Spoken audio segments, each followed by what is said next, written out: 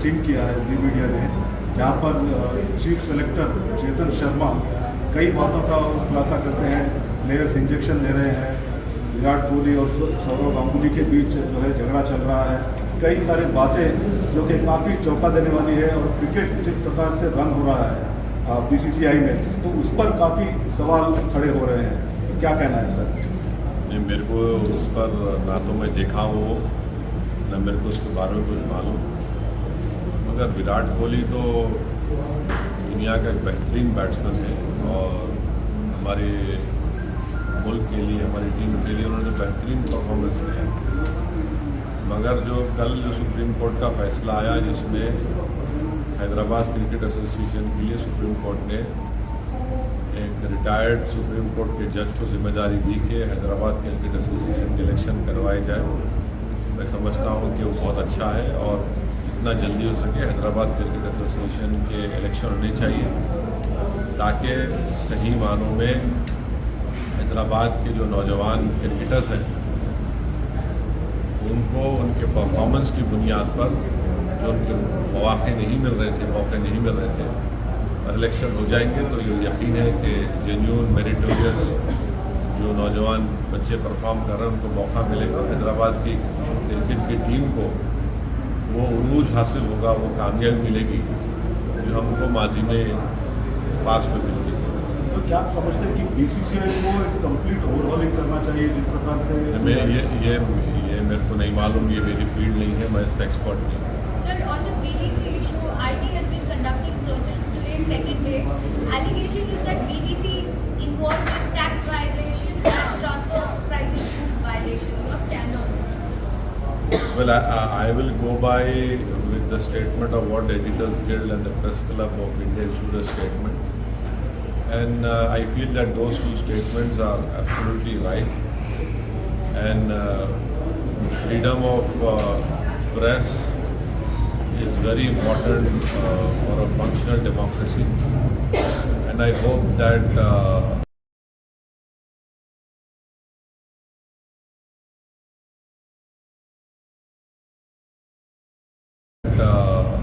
the BBC will not be pressurized, and the BBC will continue to show the truth. Do you see political vendetta as being alleged by other opposition leaders that there are no raids or searches on Adani, but the BBC office is attacked because they went ahead with a documentary on the Prime Minister? Well, when it suited BJP during emergency, their leaders used to praise BBC. And in fact, now the leaders have quoted in his book that he used to listen to BBC radio while in jail in emergency and then tell his BJP, then Jan Sangh or whatever party they belong to about what is happening in India. So now we see that these raids are happening.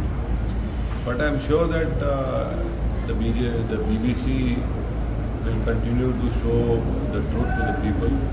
The timing is absolutely wrong, and that is why the Press Club and the Editors Guild have issued a right statement about condemning these raids.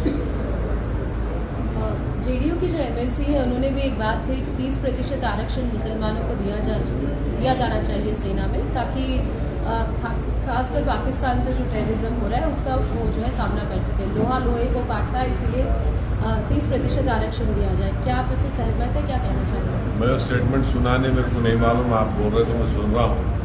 अब कोई political party का आदमी बोला तो उस party के president को react करने की ज़रूरत है, मुझे रिएक्ट करने की ज़रूरत नहीं है। उनका पार्टी का प्रेसिडेंट तो बिहार के मुख्यमंत्री हैं, उनको बताना चाहिए कि वो क्या बोलेंगे इस बारे में। Sir, Agra Governor Abdul Nazir's appointment has also kicked up a storm. Do you see it's a justified move? Well, you see, there is no constitutional bar on appointing anyone or a retired judge to the honorable post of governor. But as the legal maxim tells us, that justice must not only be done but also seat पे लड़ेंगे, कहाँ लड़ेंगे। जब सही वक्त आएगा उस वक्त इंशाल्लाह सही फैसला लिया जाएगा। तो क्या सही फैसला सर, सीट्स बढ़ेंगे या आप वो सही वक्त आया ही नहीं तो अभी क्यों बताएंगे आप?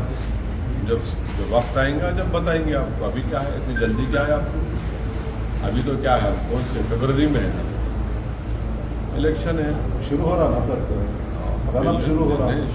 जिस प्रकार से पेपर से देखने को मिल रहे हैं या पॉलिटिकल जो पोस्टरिंग शुरू हो गई है, क्या है बोल चलते हैं, उसका कुछ भी नहीं। जो सही वक्त आएगा, सही फैसला इंशाल्लाह मजलिस इत्तेहादुल मुस्लिमीन वो सही फैसला लेंगे। अच्छा, ये अरशद मुरादी ने जो कहा कि मनु ने जिस तरह से कहा कि एडम ने जो है वर्शिप ओम को किया तो अब ओम और अल्लाह एक ही है कहते हैं, इस पर आपने कभी मतलब इस पर आप मेरे को नहीं मालूम, मगर मैं तो कई बार बोल चुका हूँ। ये सरजमीन हमारे बाबा आदम यहीं पर आए थे, मैं कई सालों से बोल रहा हूँ, अपना टेलीकास्ट भी किए थे उसको। तो वो मौलाना जो फरमाए हैं वो मेरे को नहीं मालूम, मौलाना खुद उसकी वजाहत दे सकते हैं।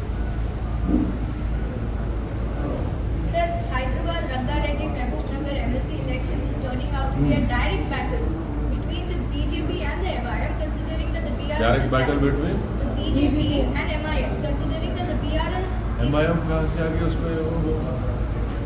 MIM कहाँ से उसमें? Jafri साहब, वो तो लोकल बॉडी से है। MLC. हाँ, MLC लोकल बॉडी से है वो, बट वो तो उसमें local body of Hyderabad, not of महबूब नगर और Rangareddy, okay. Local body of Hyderabad. So that is turning out to be a fight between BJP, MIM, Congress, considering that the BRS is likely to support you again. No, these are all mere speculations. I cannot comment on it because the MLC election is only for the local body related to GHMC. The other is for what? Teachers of 3 districts. So that is different. This is different. We are all, every political party wants to strengthen their party. It is a natural process. Every political party does it. इसमें क्या बुरी बात है? तो करेंगे यानी सोचेंगे सही वक्त में नहीं, सही नहीं, ये फैसला भी लेंगे कि सुनिए, हम जो है आगे बढ़ेंगे। सुनिए मेरी बात। नहीं तो आपको सिर्फ 7 सीटों की पार्टी एक मिनट, यहाँ हम दारुसलाम में हफ्ते में 6 दिन बैठते, क्यों बैठते भाई? पब्लिक कोई पॉलिटिकल पार्टी का कोई एमएलए आपको उसका ऑफिस ही नहीं है, हम लोग बैठते, क्यों बैठते भाई? हमारा एक पब्लिक से हमारा एक रिश्ता है, और हमारा मजलिस का जो रिश्ता है आवाम से, सियासी रिश्ता नहीं, रिश्ता है, कोई पॉलिटिक्स करने के लिए नहीं बैठते हम लोग। हमारा जज्बा है, हम काम करेंगे, काम नहीं करना क्या? जनता का काम करना है। ऐसे ही जैसा ये दफ्तर है वैसे पूरे डिस्ट्रिक्टों में भी दफ्तर। हम तो सबको, हमारे सब लोगों को, हमारे पार्टी के हर कॉर्पोरेटर को बोलते हैं कि भाई आप जनता के आवाम के दरमियान में रहिए, उनका काम करिए। मगर आप लोगों को बहुत जल्दी है, इलेक्शन दिसंबर में होगा ना, अभी से आप लोग बोल रहे हैं तैयारी Sir, कर रहे हैं। तैयारी से शुरू अरे हम, अब आप लोग बोलो हम तैयार नहीं है क्या?